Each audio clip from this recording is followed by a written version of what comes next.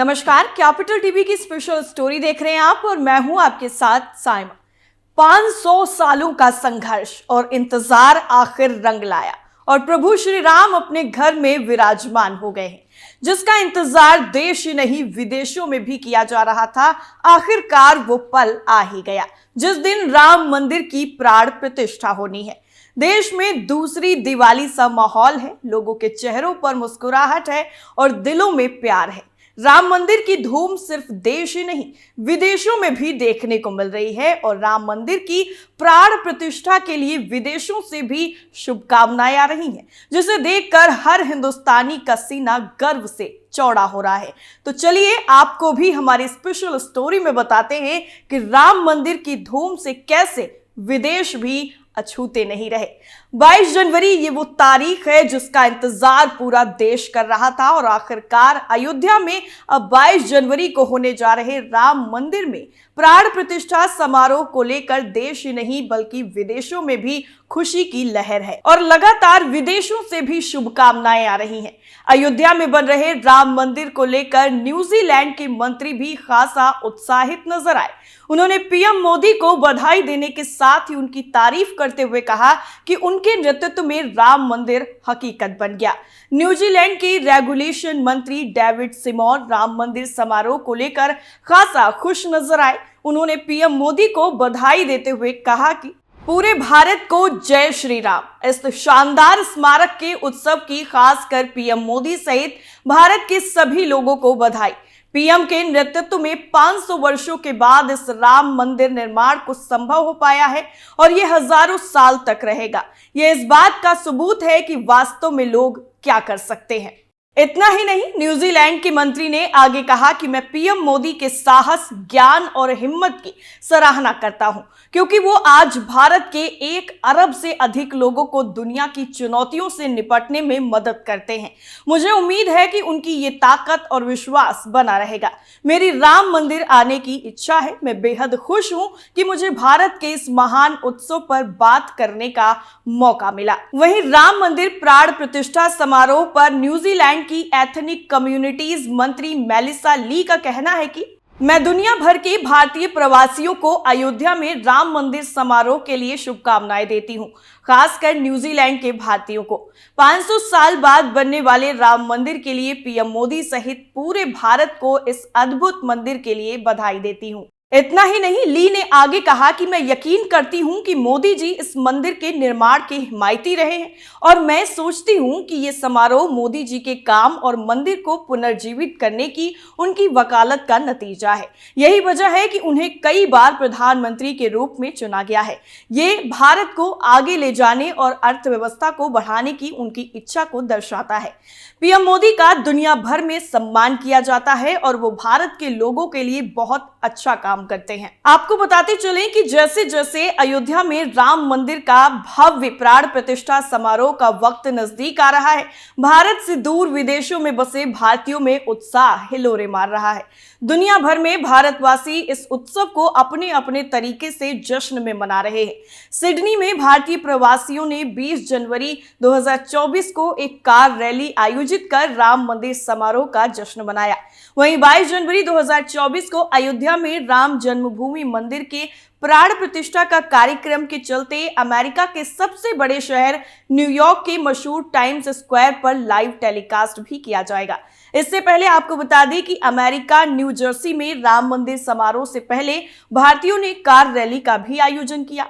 Rally में भारतीय 350 से ज्यादा कारों के साथ ही भारतीय राम सिया राम के गाने गाते हुए सड़कों पर नजर आए। इतना ही नहीं, पूरी दुनिया में हिंदू 22 जनवरी को दिवाली मना रहे हैं। कनाडा और अमेरिका में तो हर शहर के कई मंदिरों से रामलला की प्राण प्रतिष्ठा समारोह का लाइव प्रसारण भी होने वाला है। कनाडा में टोरंटो शहर की 2 म्युनिसिपैलिटी ओक वैले और ब्रैम्पटन के मेयरों रॉब बर्टन और पार्टिक ब्राउन ने 22 जनवरी को अयोध्या राम मंदिर दिवस मनाने की घोषणा की है।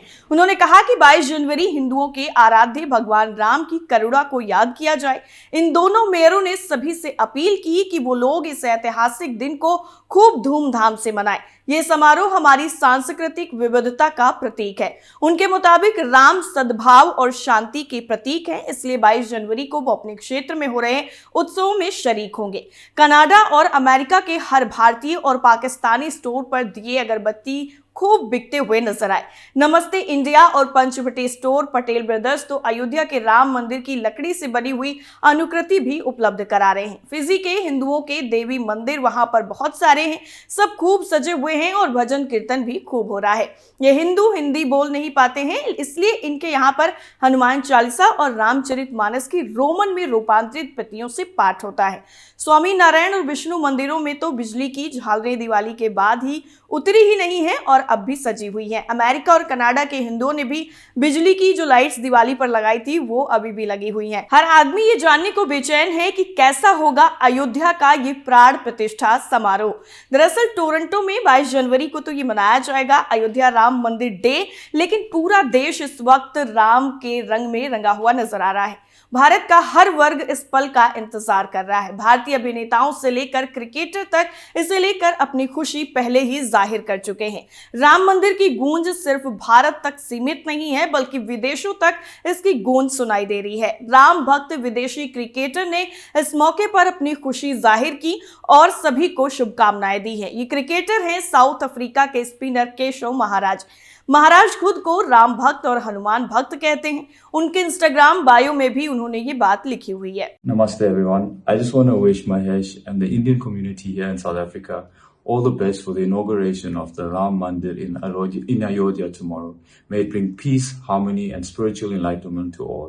जय श्री राम। हाल ही में भारत और साउथ अफ्रीका के एक मैच में महाराज जब बल्लेबाजी करने आए थे तब राम सिया राम गाना भी बजा था, जिसे लेकर टीम इंडिया के विकेट कीपर केएल राहुल ने महाराज से कहा था कि जब वो आते हैं तो ये गाना बजता है।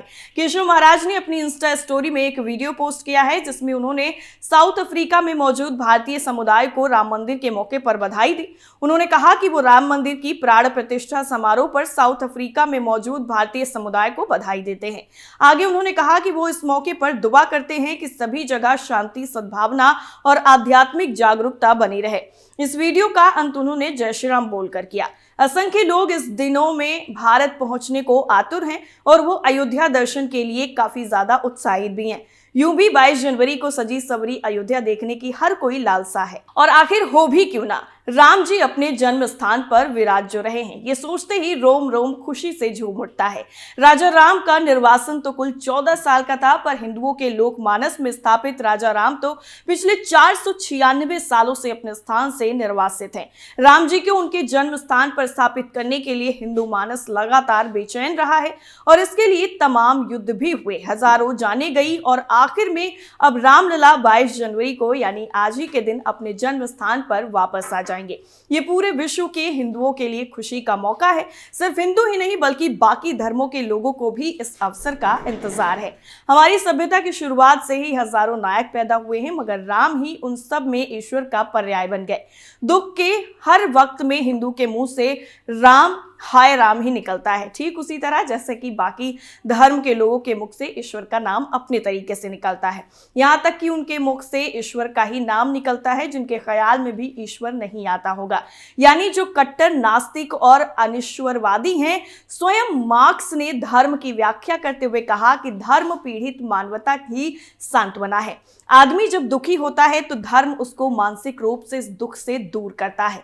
मार्क्स ने इसीलिए धर्म को अफीम माना है, क्योंकि उनका ठोस स्वरूप तो कुछ नहीं पर आभासी स्वरूप इतना प्रभावी है कि पूरा मानव समाज ईश्वर से विमुख होकर नहीं रह सकता। यही मजे की बात है कि हिंदुओं के आराध्य 7 शरीर उनके समक्ष प्रकट होते हैं। यह है राम नाम की विशेषता। हमारी स्पेशल स्टोरी आपको कैसी लगी कमेंट करके जरूर बताइए। फिलहाल के लिए इतना ही, बाकी खबरों के लिए देखते रहिए कैपिटल टीवी। नमस्कार।